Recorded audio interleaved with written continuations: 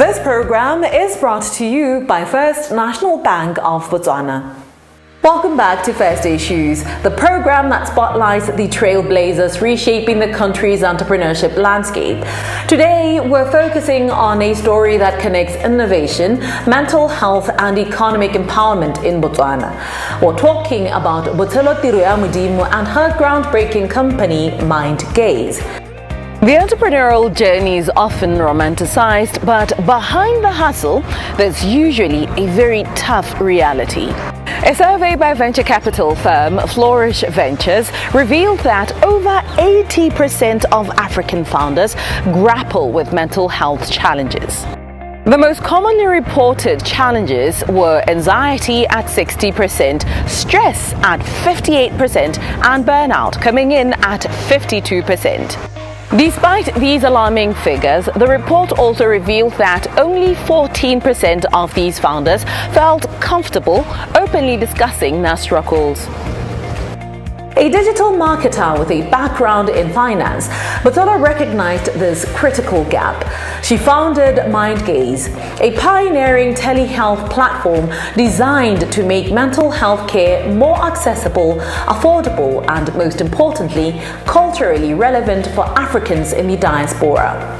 But the impact of Mindgaze extends far beyond individual well-being. It is a strategic intervention in and for Botswana's economy. Our country, while historically known for its diamond industry, is pushing to diversify and empower its private sector. However, this effort faces a major headwind: unemployment. A Statistics Botswana report from the third quarter of 2023 shows a youth unemployment rate of 34.4%, significantly higher than the national average of 25.9%. This is where Botshelo's work takes a dual role. In addition to what she does at Mindgaze, she also serves as the executive director at Yalda Botswana, which is an NGO that is dedicated to youth empowerment. Through Yalda, she equips young people with the necessary tools for an effective, productive, impactful, and most importantly, sustainable entrepreneurship journey. By fostering a mentally resilient generation of entrepreneurs through Mindgaze and nurturing their business skills through Yalda, she is helping them not only create jobs for themselves, but also become employers for others. We are in conversation with her about her journey of entrepreneurship and how she sees it eventually evolving. I guess I'll start during the pandemic, because I'm sure everybody, if not all of us, felt the stress of what the pandemic did. Lockdown was very difficult for a lot of us, and I went online actually because I felt like, okay, I need to talk to someone about something. I'm feeling like me being cooped up in the house is not going to help. Let's see what avenues are out there. And I found nothing except obviously American apps or apps outside Africa. Honestly, that's what I found, right? And I was just like, why? What? Like, where are our psychologists? Like, where are they? It was those nuances where people were trying to talk to someone but they couldn't find them. So with Mindgaze, we were like, hey, let's help both ends. We will do all the marketing, we will do all the awareness on mental health and attract and call these people that really need your support, so you don't have to think about the business side and they don't have to think about looking for you guys, and you meet through the app. So I want us to track back to Mindgaze as an enterprise in itself, right? Let us talk about some achievements thus far with the company. What have they been? Well, I think the biggest one right now is we're really focusing on starting with the diaspora, and we're getting some traction there. We really want to be accessible cost-wise, but it's been a challenge because we're literally a digital app, which means we're signed on Google Play, we're signed on the App Store, and they also get commission. So we've decided as a way to be more open with our market and just get consistent clientele, let's focus more on the African diaspora. We have a lot of Botswana students, we have a lot of Africans in general that are in the UK, that are in the US, that are in the UAE, and we've managed to sort of attract that audience, which is great. We really want to also obviously find people in this space in our country, but I think our biggest win has been getting that traction from Africans who feel like they can't find culturally aligned therapy where they are. I want us to take it back to entrepreneurship as a single entity and what you were made aware of that space, right? Yeah. What is it that you became disillusioned to about entrepreneurship as a young person, first of all, number two, as a young person in Botswana, and as a young person trying to make something hugely successul with mental health? We all have what we call the dream of what you think your launch is going to be like. You think, oh, I'm going to launch. Yeah. No, you're not. You're going to launch 10 times. Because you're going to launch the first time and you realize, oh no, I need to go back to the drawing board. And then you're going to launch again and you're going to keep launching. You're going to keep pivoting. So that's the one thing that I've learned, that don't fixate on your business being this model that you have in your head, how it's going to run. That's going to be dictated by the laws of demand and supply. What are your customers in need of, right? They might come in and say, hey, I really like Mindgaze, but I would love to have like an AI therapy before I sign up and just see how that works, right? And because of that, I have to pivot. I thought they'll just be talking to therapists. Okay, now I have to add an AI function to the app, right? So your business is never going to be what you thought it's going to be. Do you have any regrets about going into this space of entrepreneurship, not necessarily just mental health? Yes and no, because everything is always going wrong. You will constantly be doubtful. Like I'm not going to lie to anybody and tell them that, yeah, this is amazing, you're your own boss. Being your own boss means you're everything. Like it depends on you. And sometimes that gets heavy. You will have days where you're regretting because you're working on something and it keeps breaking and then it works. You get to the next level, there's a little crack there and you're always like, is it ever going to run smoothly? No, that's not how business works. Business will always, if you're really growing, you will have those growing pains. The takeaway here is that Botshelo Tiroyamodimo is not just a founder, but she's also a social entrepreneur. She's proving that an enterprise can be both profitable and purpose-driven, which then creates a ripple effect across a nation. And with that, we break for commercials. Stay tuned to First Issues.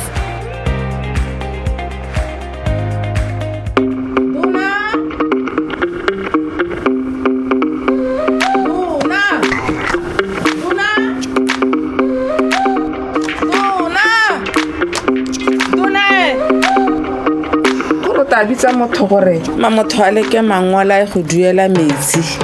Mama, ka mala jana o tlhoka le go tsamela kgakala gore go duela metsi. FNB re diretse tiro motho. Senthe. Ma kwa go marekisetsong a ile gore ana le tshwala FNB Cash Plus.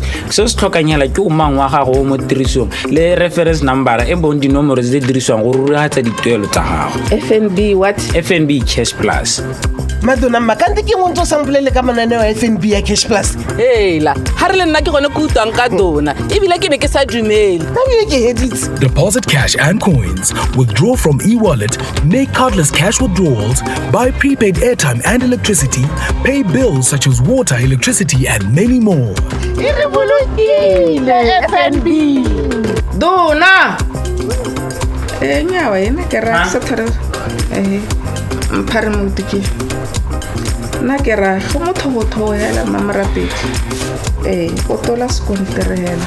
O bua go semosong wa go duela semosong. Manane wa FNB Cash Plus. FNB, how can we help you?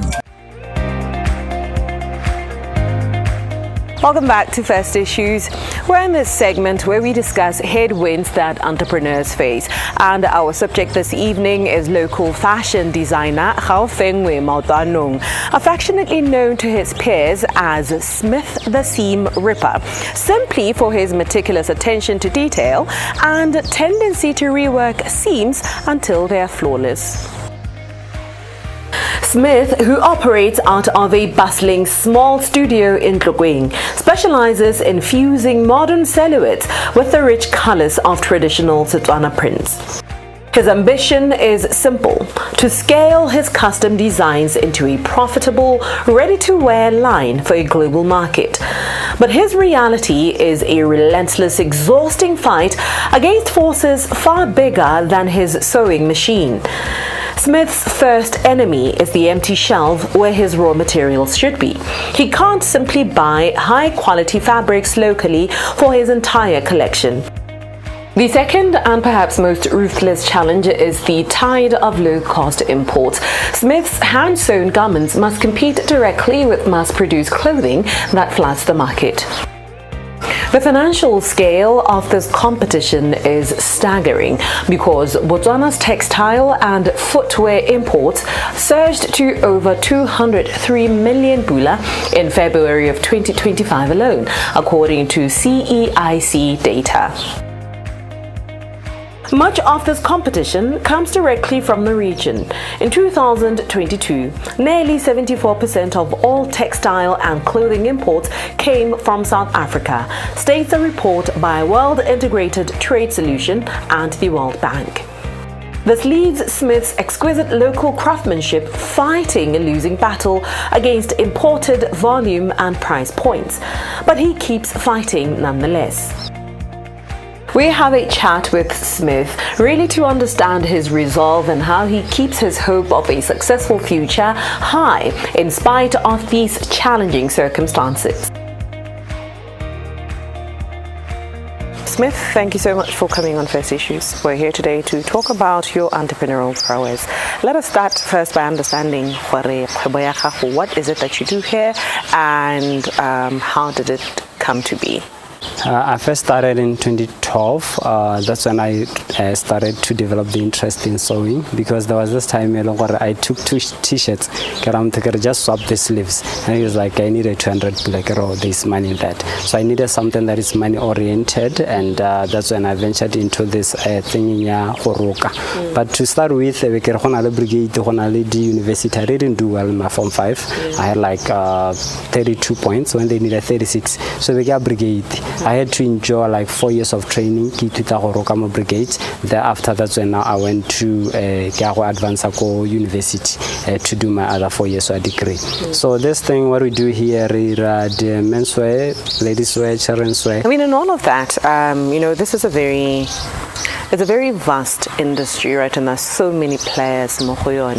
What challenges besides the obvious have you had to contend with in your enterprising? Substandard. Material quality a picture your design, that your preferred design. So as a result, now come and then I'll prescribe a high quality material, and then I will tell my clients that charging goes with quality. So if you go for something that is substandard, obviously you get it at a cheaper price. So more cheaper, more, that's what is killing the market. We need a regulatory body that makes sure that the pricing standards are the same, and made sure everyone is utilizing them. Nobody that comes up and up. But just like when we go into food and other accessories, there's always that regulatory body. Ghana, there seems to be a lot that is stacked against you, right, challenge-wise, but you are still trying.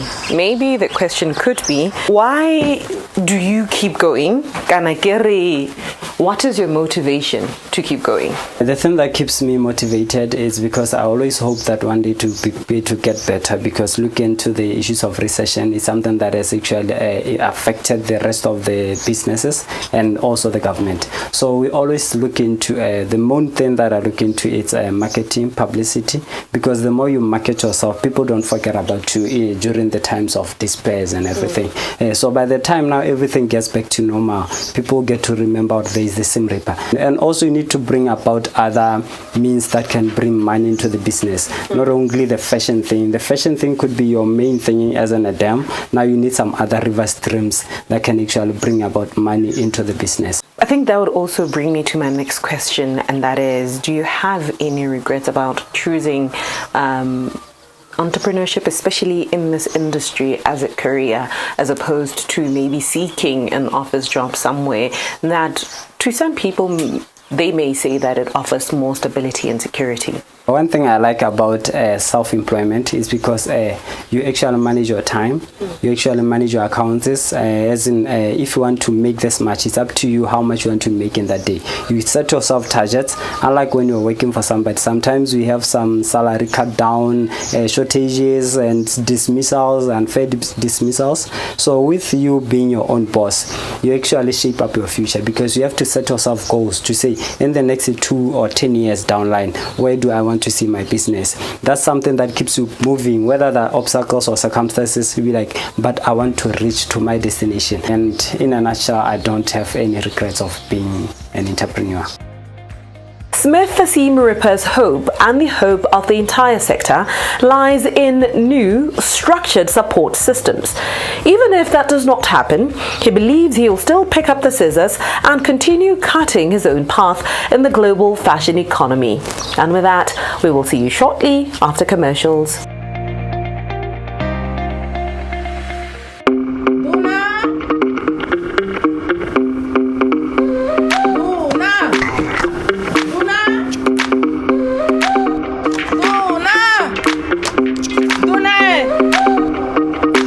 ta bitsa motho gore motho a leke mangwala go duela metsi.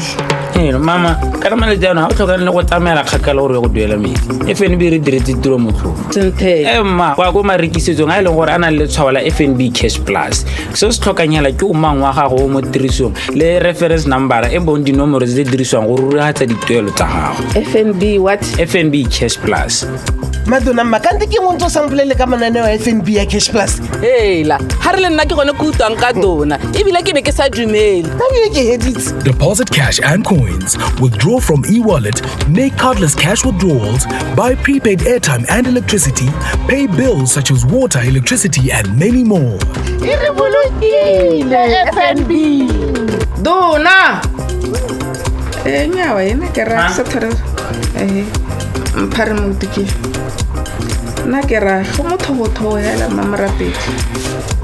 O tola skontere hela. Wa go semosong wa go duela semosong. Manane wa FNB Cash Plus. FNB, how can we help you? Welcome back to First Issues. On this here segment, we are going to be discussing two words that have become commonplace in the entrepreneurship space, which are stress and burnout. While these two words are often used interchangeably, they are quite distinct and can have devastating effects on an entrepreneur's life and their enterprise. Let's start by clarifying the term. Stress is your body's response to a demand or a threat. It's a physiological reaction to pressure, whether from a tight deadline or a difficult client. Burnout, on the other hand, is a result of prolonged unmanaged stress. It's not just feeling tired, it's a state of emotional, physical, and mental exhaustion. Think of it as a gradual erosion of your energy and motivation. Burnout is a serious condition that can leave you feeling empty, without the drive to accomplish anything. Entrepreneurs are particularly susceptible to both stress and burnout. The lines between work and life are often blurred, and the pressure to succeed falls squarely on their shoulders. They're not just employees, they're also the CEO, the marketing team, the salesperson, and customer service, all rolled into one. The constant pressure to innovate, grow, and manage every aspect of the enterprise can create a perfect storm for both stress and burnout. So then, how can you fight back to gain some level of control? We have this conversation with pharmacologist and consultant cardiologist, Dr. Bhagat. Stress is when you feel like you're constantly running on fumes. You know, everybody has a bit, you feel a bit on edge, there's too much work, you're not coping. Burnout is what happens when you've been running on those fumes for too long. Your engine completely sort of packs up. It's not something that it's not a word we use in medicine very often, but we recognize the symptoms in an individual. It will be a state of being tired, it will be a state of emotional, physical, mental exhaustion. It's sort of, prolonged excessive stress. It's day in, day out going to do the same job, and the tray just never ends. The tray is always full. You might feel drained, you might feel cynical about your job, you might feel depressed about it. You may feel like nothing's making a difference. You're not making a difference to society or your job. Earlier, talking about burnout presenting with many symptoms, and you alluded to some. Perhaps you could go into others that may not be so obvious that somebody is burning out or already burnt out. That's fairly easy. I mean, certainly in a clinic like mine, which generally deals with heart disease, it often presents with palpitations. People will come in saying, my heart is not beating well, or I wake up and my heart is pounding, or I sleep 6 or 7 hours but I just feel tired all the time. They have trouble concentrating. They will turn the page and forgot what they've read on the last page. They get easily irritated or annoyed. They get frequent headaches. And then we have what are called somatization, which basically means the burnout is being converted into a physical illness. They get constant heartburn, their stomach cramps, they have a running stomach, they're constipated, they have chest pain, because it's the best way to seek attention. I've got this constant chest pain, my heart is always racing, I feel dizzy and I get headaches, I feel like I'm going to faint. These are all signs of burnout. These are all signs that the body is in a state of so much tension. It's producing a physical illness. Everybody knows if they're standing up in front of a presentation that they have to give, the stomach cramps, or you have butterflies in the stomach. That's because you're running on adrenaline. And if that adrenaline is constantly there, it produces muscular brain effects, heart effects. Your heart races because the heart goes up because adrenaline is being pumping. The cortisol goes up because it's a stress chemical. And these are the manifestations which we often as doctors have to go upstream to say, what's caused all of this, rather than just say, okay, here's 3 days off, or here's a pain pill, or here's a sleeping pill. What is it that people can do to prevent being burnt out?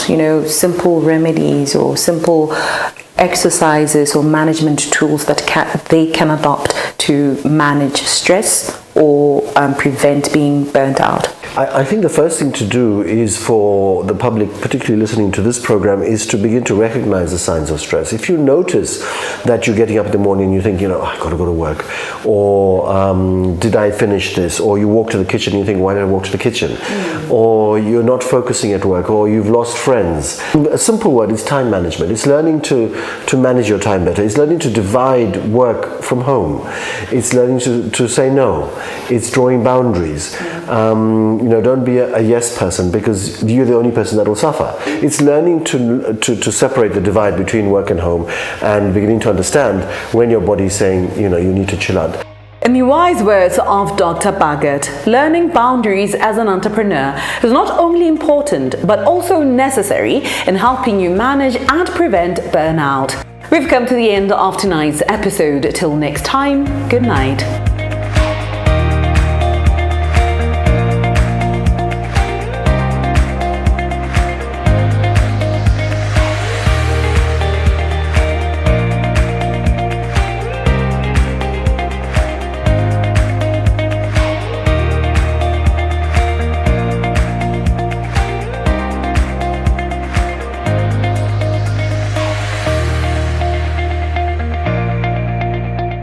This program was brought to you by First National Bank of Botswana.